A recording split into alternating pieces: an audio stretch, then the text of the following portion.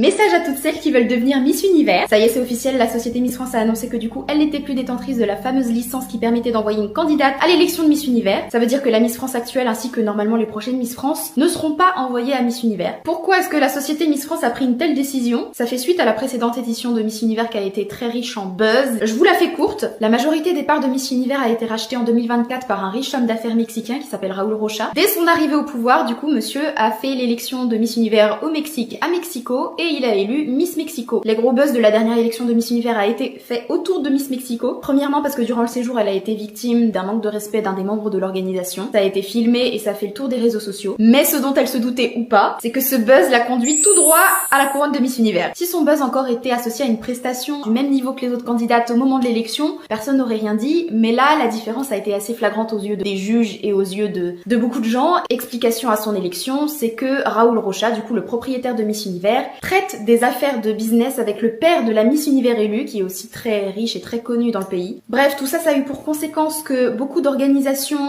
et de potentielles candidates ont perdu confiance. Faut savoir que du coup, je crois que la France paye une licence à 20 000 € environ, juste pour envoyer sa candidate à Miss Univers. C'est un sacré bon billet du coup pour envoyer une candidate qui, on sait, ne sera pas élue parce qu'elle a pas fait le buzz, parce qu'elle est pas dans les petits papiers du coup du chef de l'organisation. Donc concrètement, ça veut dire quoi tout ça? Ça veut dire qu'il va y avoir une nouvelle délégation Miss Universe France, directement sous l'égide de l'organisation Miss Univers. Ça veut dire du coup que l'élection de Miss Universe France va se baser sur les critères de Miss Univers. Les Lilliputiennes comme moi, on peut participer. Pas de critères d'âge, on peut être maman, on peut être femme transgenre. En pratique, du coup, les portes sont ouvertes. Mais ce qu'il faut savoir, c'est qu'à l'image de Raúl Rocha, Miss Univers c'est avant tout un business lucratif. Il a clairement annoncé vouloir faire de cette organisation une grande marque, ce qui veut dire que même si le concours est ouvert à toutes les femmes, je pense que Miss Univers va chercher maintenant à asseoir sa visibilité à travers les femmes du coup qu'elle va élire. Ça signifie qu'il faut être une femme qui est suivie, qui a accompli déjà des choses et qui sait créer autour d'elle une notoriété qu'elle a déjà en partie au moment où elle concourt. Petit message de prévention aussi à toutes celles qui vont candidater. Miss Univers, ça coûte cher. La licence, faudra toujours continuer de la payer. Là où avant, du coup, c'était aux frais de l'organisation Miss France, là, ce sera probablement aux frais de la candidate elle-même.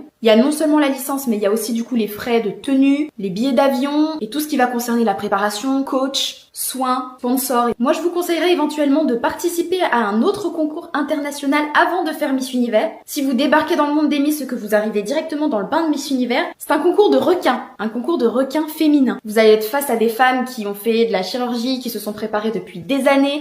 Il y a certains pays où il y a des écoles de Miss. Donc si vous faites Miss Univers, assurez-vous d'être bien armé pour ça. Physiquement, émotionnellement, psychologiquement, financièrement.